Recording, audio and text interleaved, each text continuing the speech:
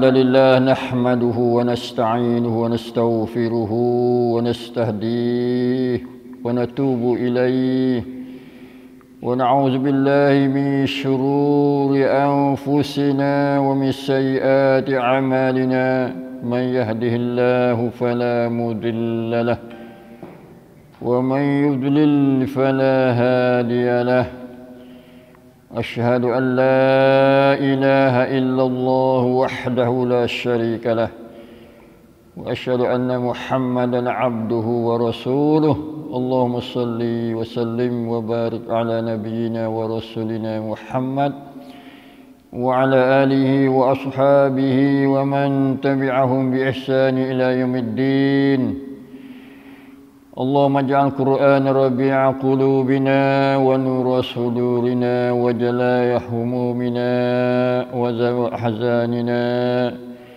برحمتك يا أرحم الراحمين اللهم اهدنا بالقرآن وارحمنا بالقرآن واشف مرضانا بالقرآن يا ذا الجلال والإكرام اللهم عافنا من كل بلاء الدنيا وعذاب الآخرة اللهم ارفع عنا البلاء واكشف عنا الوباء وأبعد عنا سوء الفتن ما ظهر منها وما بطن اللهم إنا نعوذ بك من جهد البلاء ودرك الشقاء وسوء القضاء وشماتة الأعداء برحمتك يا أرحم الراحمين ربنا ظلمنا أنفسنا ولن تغفر لنا وترحمنا لنكونن من الخاسرين ربنا آتنا في الدنيا حسنة وفي الآخرة حسنة وقنا عذاب النار أما بعد.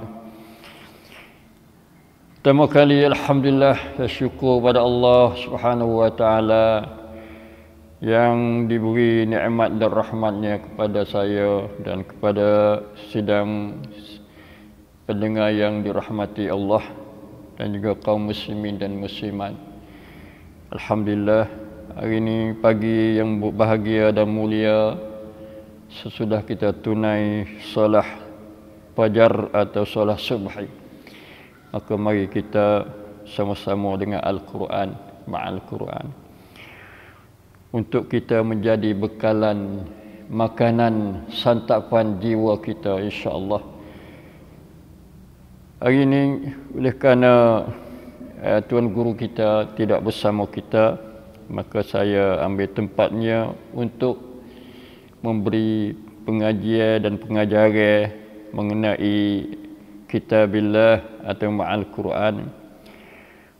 Saya mau pilih beberapa ayat. Hari ini saya pilih ayat daripada surah Luqman dan pilihan mengenai wasiat daripada Luqman Al-Hakim tentang anaknya kepada anaknya. Kerana saya lihat sesuai kita sedang menghadapi apa yang dipanggil hari Wandik, hari kanak-kanak di negeri kita ni. Pada hari Sabtu esok lusa ni. Nah, untuk kita membarui dan mengingati tanggungjawab kita dan kewajipan kita terhadap anak-anak. Kerana anak-anak kita adalah merupakan pemberian Allah yang sangat besar, nikmat yang sangat berharga, dan semua kita kasih dan cinta sayang orang yang tidak ada anak, dia usaha mau anak. Tetapi kadang-kadang bila boleh anak, maka mereka mengabaikan, cuai dalam menjalankan kewajipan terhadap anak-anak. Maka Al-Quranul Karim sebagai kitab Allah Al-Hakim, dia tidak cuai dalam membentangkan tentang cara-cara memelihara anak dan mendidiknya supaya anak menjadi soleh. Sebagaimana semua kita tu, sama ada orang Islam atau bukan orang Islam, dia suka nak tengok anak dia menjadi anak yang baik. mempunyai masa depan yang cemerlang, beri faedah kepada dirinya dan juga kepada masyarakat, kepada ummah, kepada negara dan negara untuk khidmat dan memimpin supaya menjadi satu masyarakat yang dikehendaki, masyarakat misali yang bercontoh yang baik. Sebab tu walaupun kita hidup di zaman manapun, zaman sekarang zaman teknologi, zaman digital, tapi kita tidak asing daripada mendidik, mengasuh, mengajar anak-anak untuk menjadi orang yang soleh dan menghadapi berbagai-bagai cabaran zaman, daripada kemajuan-kemajuan yang membawa kadang-kadang racun-racun untuk menghancurkan kehidupan anak kita, fikiran dia, agama dia dan masa depan dia. Sebab tu sesuailah kita selalu membarui. Saya guna bahasa membarui sebab setengah kita tu sudah pun belajar, mengaji, telah dengar dah wasiat-wasiat Luqman Al-Hakim, maka tidak salah Quran kita boleh diulangi beberapa ratus kali pun, maka dia selalu membarui iman kita, cita-cita kita dan amalan kita. Sebagaimana kita ulangi membaca Fatihah dalam semaya kita sampai berpuluh-puluh kali dalam sehari-hari. Oleh itu, sidang pendengar yang dirahmati Allah sekalian, mari kita sama-sama tadabbur ayat-ayat yang mengenai wasaya atau wasiat-wasiat Luqman. Sebelum saya nak masuki dalam menjelaskan tentang wasiat-wasiat Luqman, mari kita kenal sikit siapa dia Luqman.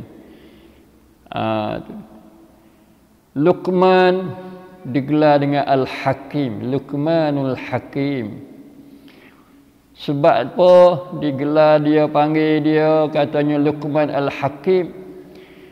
Kerana dalam Al-Quranul Karim disebut bahawa Allah Ta'ala memberi dan mengurniakan kepada dia Al-Hikmah. Nah, dalam ayat yang ke-12 ni yang kita nak mula situlah insya-Allah Ta'ala, iaitu laqad atayna Luqman al-hikmata an yashkur lillah, dan sesungguhnya kami telah memberi kepada Luqman akan hikmah. Maka mari jadi sifat dia Al-Hakim. Hakim maknanya bijak, pandai, buat sesuatu kena pada tempatnya. Itu makna Hakim. Luqman ni dikatakan dia tu anak saudara kepada Nabi Ayub alaihissalam. Anak saudara Nabi Ayub alaihissalam, dia hidup dalam zaman pemerintahan, zaman kerajaan Daud, Nabi Daud alaihissalam. Dia terima ilmu dia, cedak ilmu dia tu daripada Nabi Daud alaihissalam. Nabi Daud adalah seorang nabi yang juga terkenal disebut dalam Al-Quranul Karim. Banyak mukjizat-mukjizat yang diberi kepada Nabi Daud alaihissalam, yang merupakan seorang nabi yang mempunyai anak nama Sulaiman. Maka tidak syak lagi bila seorang manusia terima ilmu pengajaran daripada seorang nabi, sudah tentu dia tu memberi kesan dalam membentuk peribadi dia, baik di segi ilmu maupun di segi kelakuan perangai-perangai dia. Macam sahabat-sahabat Nabi Muhammad sallallahu alaihi wasallam yang menerima wahyu ilmu daripada Nabi sallallahu alaihi wasallam, mereka adalah menjadi orang, jadi insan kamil, manusia yang sempurna. cukup dengan akhlak-akhlak yang baik, pribadi yang cemerlang. Kerana didikan seorang Nabi tidak syok lagi, bukan didikan daripada diri dia, nafsu dia, bahkan didikan daripada ajaran Allah Subhanahu wa taala, daripada wahyu Allah Subhanahu wa taala. Cukup kita dengan apa yang disebut oleh Allah Taala, Muhammadur Rasulullah wallazina ma'ahu asyidda'u 'alal kuffar ruhama'u bainahum. Ruhama'u bainahum itu hasil daripada didikan Muhammad sebagai Rasulullah sallallahu alaihi wasallam. Maka tubiklah sikap mereka itu, sifat mereka itu, asyidda'u 'alal kuffar, kerah terhadap orang-orang kafir, yang kerah terhadap orang Islam.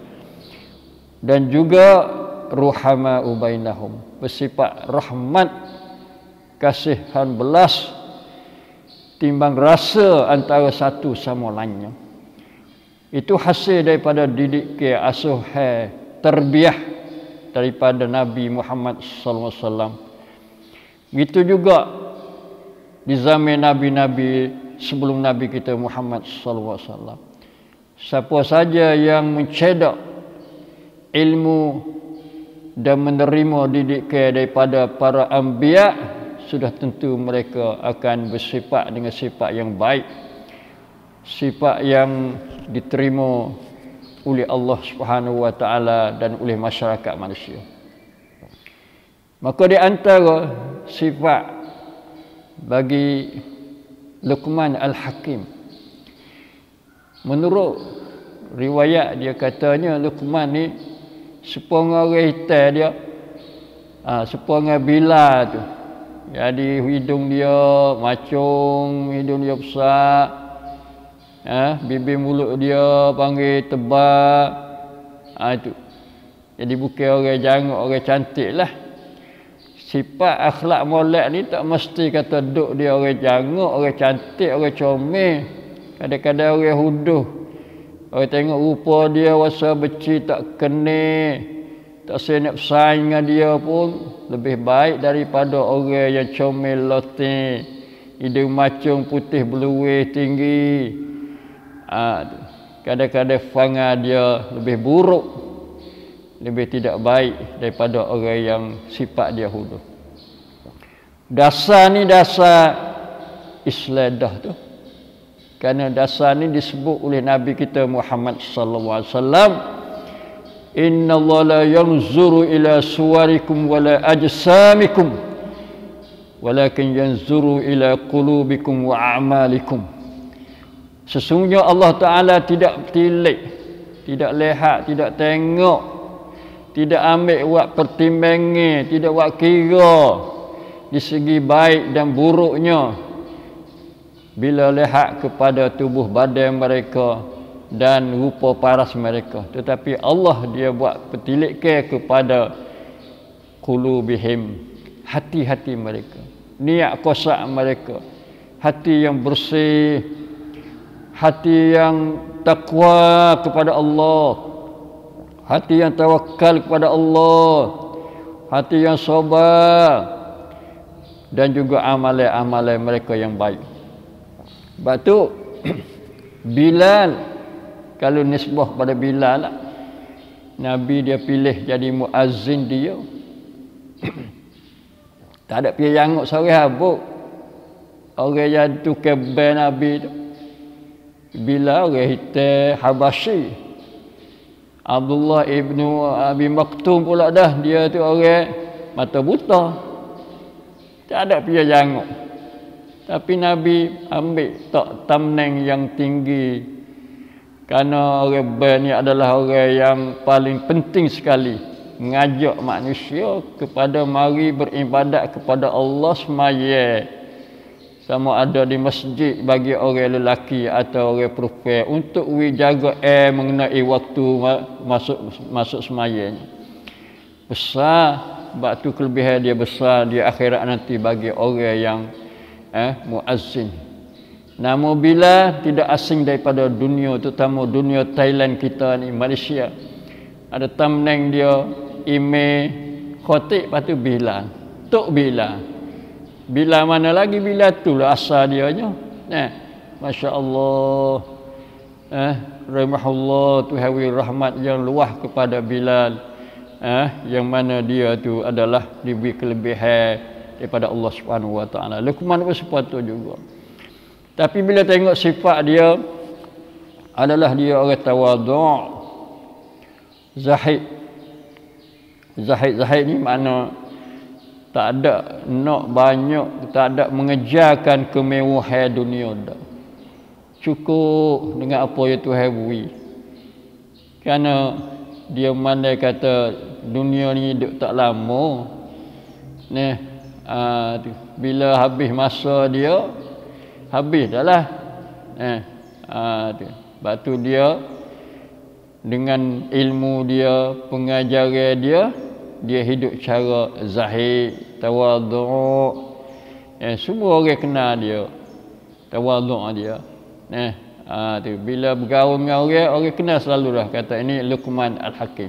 Sesuailah Tuhan dia hikmah kepada dia untuk menjadi suatu landasan hidup atas dunia ini. Mari kita tengok ayat yang pertama sebelum kita masuk wasiat Luqman.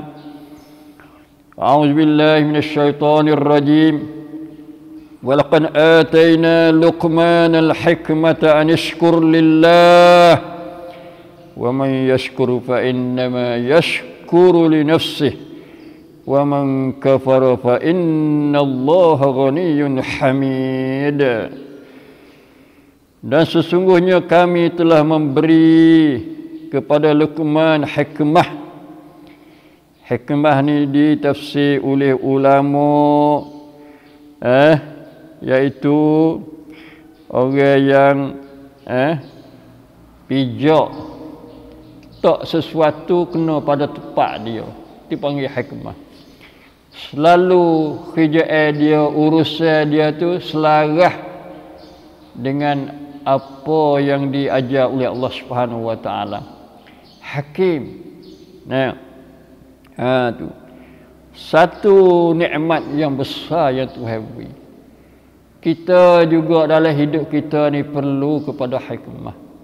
Dakwah kepada Islam pun juga perlu kepada hikmah. Ud'u ila sabili rabbika bil hikmah. Mula-mula cara dakwah yang dikehendaki oleh Allah Subhanahu Wa Taala dalam kita menyampaikan Islam kepada manusia. Perintah Allah kepada Nabi kita Muhammad sallallahu alaihi wasallam, ud'u ila sabili rabbika bil hikmah. Baru mari wal mau'izatil hasanah. Baru mari wajadilhum billati hiya ahsan. Betapa pentingnya hikmah dalam hidup kita, dalam tugas kita, dalam tanggungjawab kita. Tidak secara gupuh-gapuh, tidak secara melampaui, berkesederhana, selaras, betul, kosak, pertengahan. Itu pemberian. Sungguh-sungguh, walaqad, hari ini walaqad, benar-benar sungguh kami sungguh kepada Luqman ni al-hikmah. Adakah Luqman tu Nabi kerana oleh Tuhan hikmah pada dia? Para ulama ada berselisih pendapat. Pendapat seorang ulama dia kata dia seorang Nabi. Seorang Nabi. Seorang dia lah. Seorang dia kata nak jadi Nabi. Asal Nabi lah. Tapi kebanyakan ahli ilmu, ulama dia kata bukan Nabi. Dia seorang hakim minal hukama, seorang bijak daripada beberapa orang bijak yang Tuhan beri. Orang bijak ni bukan seorang ramai yang Tuhan beri. Tapi dalam Quran ni sebut Luqman seorang. Kita perlu diperingatkan di sini. Dalam Quran itu Tuhan sebut dua jenis manusia. Satu manusia hak molek, comel, baik, patut ditiru, patut ambil tauladan untuk kita jadi pedoman dalam hidup kita. Macam Quran disebut nama surah Muhammad, Nabi kita Muhammad sallallahu alaihi wasallam. Itu nombor satu kita kena tiru, kerana Nabi kita, Rasul kita, pemimpin kita. Yang keduanya Ibrahim juga seorang Nabi yang mempunyai contoh tauladan kedua hasanah yang tinggi, terutama dari segi tauhid.